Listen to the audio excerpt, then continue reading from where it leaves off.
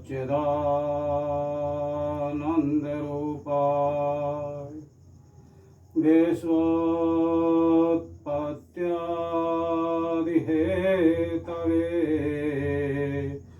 तापत्रयविनाशाय श्रीकृष्णाय वयं नमः। कृष्णाय वासुदेवाय हरये परमात्मने प्रणतक्लेशनाशाय गोविन्दाय नमो नमः। बोलो नंदनंदन भगवान की जय। श्री सूत जी कह रहे हैं कि हे भक्तों,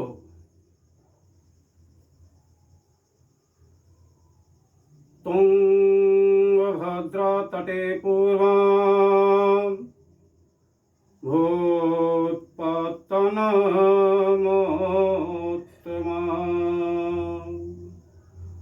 एक तुंगभद्रा नदी के तट पर, किनारे पर और एक गांव में एक आत्मदेव नाम के पंडित जी रहते थे। उनकी पत्नी का नाम धुंधली था। पंडित जी बड़े विद्वान थे, भगवान के भक्त थे, वेदों के ज्ञाता थे। लेकिन उनकी जो पत्नी थी, जिसका नाम धुंधली था, वह हमेशा और पंडित जी से झगड़ा करती रहती थी, क्रोध करती रहती थी। पंडित जी के यहाँ धन धान्य की कोई कमी नहीं थी, लेकिन पंडित जी को एक दुख और हमेशा सताता रहता था कि पंडित जी के यहाँ और कोई संतान नहीं थी। संतान की इच्छा में और पंडित जी, आत्मदेव जी हमेशा और दुखी रहते थे। और एक दिन वह इसी दुख में कि संतानहीन से तो मरना ही अच्छा है, क्योंकि बगैर संतति के और कुल आगे नहीं चलता है। तो पंडित जी दुखी होकर और एक जंगल में गए। वहां एक तालाब के किनारे का जब पर जाकर और आत्महत्या के उद्देश्य से उस तालाब में और कूदने लगे। तभी एक संत वहां आए और वह ब्राह्मण से बोले, पंडित जी से बोले कि हे ब्राह्मण, हे बालक, तुम आत्महत्या क्यों कर रहे हो? पंडित जी कहने लगे, हे गुरुदेव, आप और मेरे दुख को दूर कर सकते हैं, क्योंकि संत भगवान की तरह होते हैं। तो आप संत हैं, आप मेरे दुख को दूर कर सकते हैं। हे गुरुदेव, मेरे यहाँ कोई संतान नहीं है और इसी कारण मैं आत्महत्या कर रहा हूं। या तो आप मेरे को संतान प्राप्ति का उपाय बतलाओ, वरना मैं आपके सामने ही और आत्महत्या करूंगा। तब तो संत ने देखा और बोले, इस जन्म में तो क्या 7 जन्म तक और तुमको कोई संतान की प्राप्ति नहीं होगी। यह सुनकर तो आत्मदेव ब्राह्मण और तालाब में छलांग लगाने लगा। तब संत सोचने लगे और उन्होंने एक फल अपनी झोली से निकाला और कहा, हे ब्राह्मण, यह फल ले जाकर और अपनी पत्नी को खिला देना। भगवान की कृपा से और आपको पुत्र की प्राप्ति होगी। तब तो खुशी खुशी आत्मदेव नाम का जो आत्मदेव ब्राह्मण और अपने घर पहुंचा और कहने लगा, हे प्रिय, हे सौभागिनी, सुनो तो। धुंधली बोली,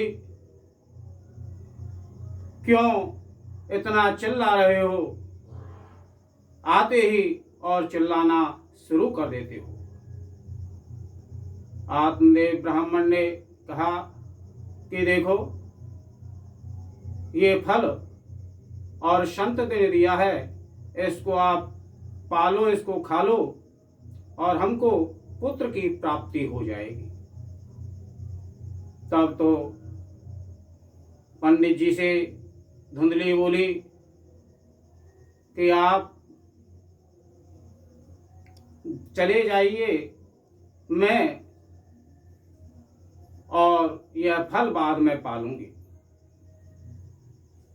तब तो धुंधली पंडित जी अपने काम से गए। धुंधली सोचने लगी कि अगर मैंने ये फल खा लिया और संतान गर्भ रह गया तो गर्भ के अंदर और बड़ी पीड़ा होती है। गर्भ रहने पर बहुत से दुख उठाने पड़ते हैं, खाना भी कम हो जाता है और सभी जो कष्ट हैं वे उठाने पड़ते हैं।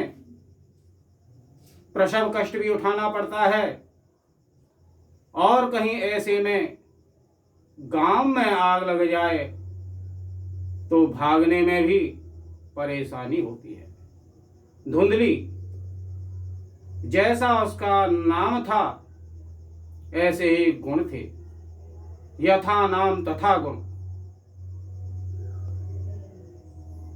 तब तो इतने में ही उसकी एक जो बहन थी वह वहां आई।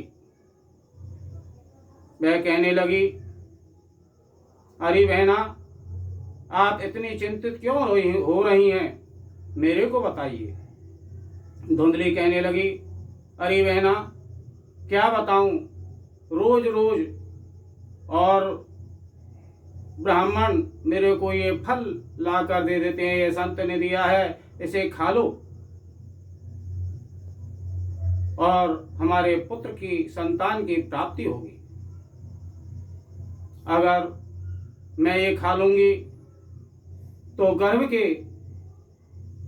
जो क्लेश हैं, संकट हैं, वह मेरे को सहन करने पड़ेंगे।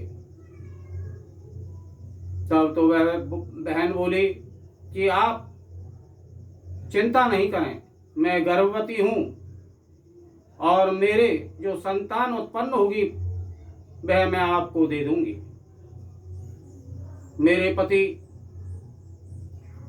गरीब हैं और हमारे यहाँ बहुत सी संतानें हैं, आप कुछ उसके बदले में धन देना ना, मेरे पति संतुष्ट हो जाएंगे। तब तो समय आया, धुंधली की बहन के एक बालक उत्पन्न हुआ, उसको लाकर और उसने धुंधली को दे दिया। तब तो और धुंधली ने ब्राह्मण को संदेश भिजवाया कि हमारे यहाँ पुत्र जन्म हुआ है। तब तो वह ब्राह्मण बड़ा प्रसन्न हुआ और ब्राह्मणों को बुलाकर अनेक प्रकार के दान दिए। इधर जो वह फल संत ने दिया था, उस फल को परीक्षा के लिए धुंधली ने और उसकी गाय को खिला दिया। वह गाय समय आने पर और गाय का भी प्रसव हुआ और उन्होंने एक सुंदर और बालक को जन्म दिया जिसके कान और गाय की तरह थे। तब तो पंडित जी ने बड़ा उत्सव किया। दूर दूर से लोग आने लगे। अरे देखो पंडित जी की कैसी किस्मत खुली है। कहाँ तो उनके लगाए वृक्ष भी और सूख जाते थे, फल नहीं देते थे। उनकी पाली हुई गाय भी और गर्भवती नहीं होती थी। अब देखो उनकी पत्नी ने तो बालक को जन्म दिया है, लेकिन उनकी गाय ने भी और बालक को जन्म दिया है। तब तो पंडित जी ने सभी को अनेकों प्रकार के दान दिए। इधर नामकरण किया। जो धुंधली का पुत्र था उसका नाम और धुंधकारी हुआ और जो गाय के पुत्र हुआ उसका नाम गौकर्ण हुआ। तब तो नाम के अनुसार धुंधकारी जब कुछ बड़े हुए तो वह बालों के साथ खेलते और बालों के साथ उनको उपद्रव करते, उन्हें पीटते और कुएं में पटक देते। इधर गौकर्ण जी भगवान की भक्ति में लगे रहते। समय निकलता गया। एक दिन और गौकर्ण जी से और उनके पिताजी बोले, हे गौकर्ण जी, हे पुत्र, यह धुंधकारी और बड़ा पत्री भी हो गया है और मैं यहाँ इसके क्लेशों से, इसके कार्यों से और बड़ा दुखी रहता हूँ। तब गौकर्ण जी बोले कि हे पिताजी, यह संसार तो दुख का सागर है। असार खलु संसारो दुख रूपी विमोह का, सुतम कश्य धनम कश्य स्नेहवान ज्वलते न सम। हे पिताजी, यह संसार असार है। असार उखल संसारो दुख रूपी विमोहक है। यह संसार तो दुख का कारण है। श्रुतम कश्य धनम कश्य है। किसका धन, किसके पुत्र? स्नेहवान ज्वलते निशम, इसी स्नेह में है। और हम जिस प्रकार पतंगा रोशनी में जाकर उस चमक को देखकर उसमें जाते हैं और अग्नि में जाते हैं और प्राणों को त्याग देते हैं, इसी तरह और हम भी पुत्र धन कलत्र इसके मोह में अपने प्राणों को और त्याग देते हैं।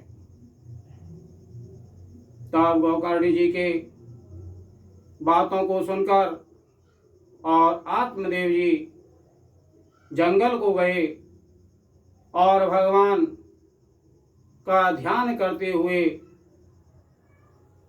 और श्रीमद् भागवत महापुराण के 10वें स्कंद का पाठ करते हुए और जंगल में रमने लगे।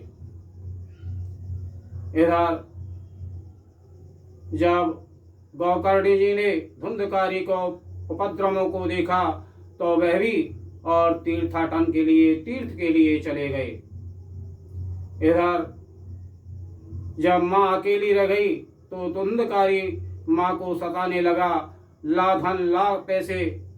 जब उसके पास कुछ पैसे न रहे और वह बड़ी दुखी हो गई तो वह माँ भी एक दिन एक कुएं में जाकर और कूद गई और उसकी भी और मृत्यु हो गई, वह भी मृत्यु को प्राप्त हो गई। तब तो धुंधकारी वैश्याओं को घर ही ले आया और वह बड़ी बड़ी चोरियां करने लगा। एक दिन मैं राजा के यहाँ जाकर और चोरी करके लाया। तब उन वैश्याओं ने देखा कि राजा को धन को लेकर आया है।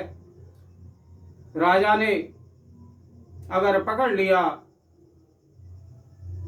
और तो फांसी देगा, इसके साथ हमें भी फांसी और मिलेगी। तब तो उन वैश्याओं ने रात्रि में धुंधकारी को चूल्हे में जलती हुई लकड़ियों से पीट पीट कर और उसको मार दिया और उस धन को लेकर और राज्य से बाहर चली गई। इधर गौकर्णी जी ने जब धुंधकारी की मृत्यु का समाचार सुना तो उन्होंने सभी तीर्थों में उनका श्राद्ध किया, गया श्राद्ध भी किया। इधर जब सभी श्राद्ध कर दिए तो वह घर की गांव की देखने की इच्छा से और अपने गांव आए और अपने घर पर पहुंचे। और रात्रि के समय जब गौकर्णी जी अपने घर पर सो रहे थे तो जो धुंधकारी था वह प्रेत रूप में कभी भैंसे का स्वरूप, कभी भेड़ का स्वरूप, कभी छाया का स्वरूप और गौकर्ण जी को डराने लगा। लेकिन गौकर्ण जी तो भक्त थे, उन्होंने गायत्री मंत्र से जल को अभिमंत्रित करके और उस प्रेत के ऊपर छोड़ा। तो वह धुंधकारी कहने लगा कि हे भाई, हे भ्राता, हे भैया, मैं आपका भाई धुंधकारी हूँ। मैं मेरे कर्मों के कारण और इस योनि में आ गया हूँ और इस योनि में मैं बड़ा दुख पा रहा हूँ। हे भैया, मेरा उद्धार करो। तब तो गौकर्णी जी सुबह ही जागकर और उन्होंने विद्वानों को बुलाया, विद्वानों से सलाह ली। तब विद्वानों ने और उनको कहा, भगवान सूर्य नारायण की आराधना करो। तब तो गौकर्णी जी और भगवान सूर्य नारायण की और आराधना करने लगे, प्रार्थना करने लगे। तोभ्याम नमो जगत साक्षी ब्रूहि मे मुक्ति हेतु का। हे भगवान सूर्य नारायण, आपको नमस्कार है। आप मेरे को ऐसा कोई उपाय बताइए जिससे मनुष्य, जीव, प्रेत आदि की और मुक्ति हो जाए। तब भगवान सूर्य नारायण ने और श्रीमद्भागवत महापुराण सप्ताह यज्ञ की और सलाह दी। तब तो गौकर्णी जी ने और मुहूर्त देखकर श्रीमद्भागवत पुराण कथा प्रारंभ की। जब कथा शुरू हुई तो वहां एक बांस गाड़ा गया था जिसमें 7 गांठें थीं, क्योंकि प्रेत एक हवा रूप होता है, वह स्थिर नहीं रह सकता। इसलिए गौकर्णी जी धुंधकारी उस बांस के अंदर और घुस गया। जैसे ही पहले दिन की कथा पूर्ण हुई, बांस की एक गांठ और फट गई, आवाज हुई, पंसे की ग्रंथि भेदा आत्मशोदं पश्यतां सताम्। पहले दिन हुआ, पहली ग्रंथि फटी। इस तरह 7 दिन में 7 ग्रंथि फट गई। जब कथा पूर्ण हुई तो भगवान के पार्षद धुंधकारी को लेने के लिए आए। तब उस विमान को देखकर गोकर्ण जी कहने लगे कि कथा तो यहाँ सभी ने सुनी है, लेकिन ये विमान केवल धुंधकारी के लिए क्यों आया। तब भगवान के सेवक कहने लगे कि धुंधकारी ने कथा को सुना, उसका मनन किया, इसलिए और इसकी मुक्ति हुई है। आपने कथा को सुना लेकिन उसका मनन नहीं किया। कथा को सुनते समय और हमें उसके बाद में घर जाकर उस कथा को जिसको हमने सुना है उसका मनन करना चाहिए, और उसमें हम एक भी बात हमारे जीवन में उतार लें, एक बात को भी हम अपना लें तो हमारा उद्धार हो जाता है। तब दोबारा और श्रावण के महीने में और गोकर्णी ने फिर श्रीमद् भागवत कथा सप्ताह की। तब कथा पूर्ण हुई तो आकाश में अनेकों विमान और आ गए और गोकर्ण जी के सहित सभी वहाँ के जीव जंतु और भगवान के धाम को प्राप्त हुए। विमाने सह भक्तस्य हरिरावर बभूवः। बोलो श्री नंदनंदन भगवान की जय। नारायण नारायण गोपाल हरे, नारायण नारायण जय गोपाल हरे, नारायण नारायण जय गोपाल हरे, नारायण नारायण जय गोविंद हरे, नारायण नारायण जय गोविंद हरे। बोलो नंदनंदन भगवान की जय। श्री हनुमंत लाल की जय। सब भक्तन की जय, सब संतन की जय। जय जय श्री राधे श्याम।